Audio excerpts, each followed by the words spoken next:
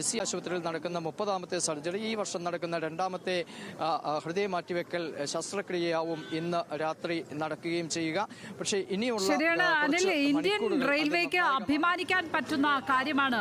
ഒരു air ambulance കിട്ടിയില്ലെങ്കിൽ പകരം സംവിധാനമായി കാണുന്നത് വന്ദേ ഭാരതിനെയാണ് എന്നുള്ളത് തീർച്ചയായും അഭിമാനകരമായ ഒരു കാര്യമാണ്. തിരുവനന്തപുരത്ത് നിന്ന് കൊച്ചിയിലേക്ക് ഏതാണ്ട് 3.5 മണിക്കൂറിനുള്ളിൽ എത്തിച്ചേരാൻ കഴിയുന്ന മറ്റൊരു യാത്രാമാർഗം ഇല്ല എന്ന് തന്നെ പറയാം. അപ്പോഴും അവിടെ നിന്നും ഇത്ര വേഗത്തിൽ എത്തി. ഇനി റോഡ് മാർഗം ലിസി ആശുപത്രിയിലേക്ക്, എറണാകുളം സൗത്തിൽ നിന്ന് ലിസി ആശുപത്രിയിലേക്ക് ഉള്ള റോഡിൻ്റെ ഗതാഗത ക്രമീകരണങ്ങളൊക്കെ ഏത് രീതിയിലാണ് അവിടെ സജ്ജീകരിച്ചിരിക്കുന്നത്? അതുമായി ബന്ധപ്പെട്ട് കിട്ടുന്ന വിവരങ്ങൾ എന്തൊക്കെയാണ്? ലക്ഷ്മി പത്മ, ഇവിടുന്ന് എറണാകുളത്ത് റെയിൽവേ സ്റ്റേഷന് പുറത്തേക്ക് ആംബുലൻസിന് പൈലറ്റായി പോലീസുണ്ട്. പോലീസ് വാഹനം, പൈലറ്റ് വാഹനം പോകുന്നുണ്ട്.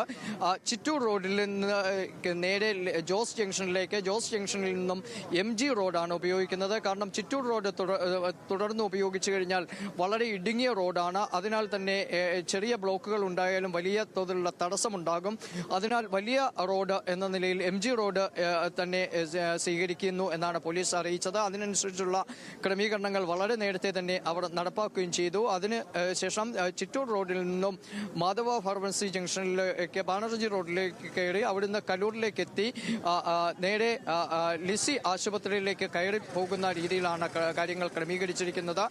ഗതാഗത കുരുക്കുകൾ ഉണ്ടാവാത്ത രീതിയിൽ കൃത്യമായ ഇടങ്ങളിലെല്ലാം പോലീസിനെ കൃത്യമായി വിന്യസിച്ചുകൊണ്ട് തന്നെയുള്ള ഒരു കരുതൽ നടപടികൾ സിറ്റി പോലീസ് സ്വീകരിച്ചിട്ടുണ്ട് എന്ന് പോലീസ് നേരത്തെ തന്നെ വ്യക്തമാക്കുകയും ചെയ്തിരിക്കുന്നു. അതിനനുസരിച്ചുള്ള ക്രമീകരണങ്ങൾ ഇവിടെയും വരുത്തിയിരുന്നു. വന്ദേ ഭാരത് വന്ന് നിന്നപ്പോൾ തന്നെ റെയിൽവേ ഉദ്യോഗസ്ഥർ, ഒപ്പം തന്നെ RPF-ലെ ഉദ്യോഗസ്ഥർ, അതുപോലെ കേരള റെയിൽവേ പോലീസിലെ ഉദ്യോഗസ്ഥർ തുടങ്ങിയവരെല്ലാവരും തന്നെ കൃത്യമായ രീതിയിലുള്ള കാര്യങ്ങൾ ക്രമീകരിച്ചിരുന്നു. ആ കുട്ടിയെ വളരെ വേഗത്തിൽ തന്നെ, കുട്ടിയുടെ പിതാവ് കുട്ടിയെ എടുത്തുകൊണ്ട് വരികയായിരുന്നു. ആ രീതിയിൽ വളരെ വേഗത്തിൽ തന്നെ പ്ലാറ്റ്ഫോമിൽ മറ്റ് തടസ്സങ്ങളൊന്നുമില്ലാത്ത നിലയിൽ ആ കുട്ടിയെ എത്തിക്കാനുള്ള ക്രമീകരണങ്ങൾ ചെയ്തു. മറ്റ് യാത്രക്കാർ അടക്കം, അതിൽ വന്ന യാത്രക്കാർ, അതുപോലെ വലിയ തിരക്കുള്ള ഒരു സ്റ്റേഷനായിട്ടും അതിലെ യാത്രക്കാരടക്കം എല്ലാവരും വഴിമാറി നിൽക്കുന്ന ഒരു സാഹചര്യം ഉണ്ടായിരുന്നു. ആംബുലൻസ് വളരെ അകത്തേക്ക് കയറ്റി നിർത്തി അവർക്ക് എടുത്തുകൊണ്ട് കുട്ടിയെ കൊണ്ടുവന്ന് കിടത്തി എത്രയും പെട്ടെന്ന് പോകാനുള്ള ക്രമീകരണങ്ങൾ ചെയ്തിരുന്നു.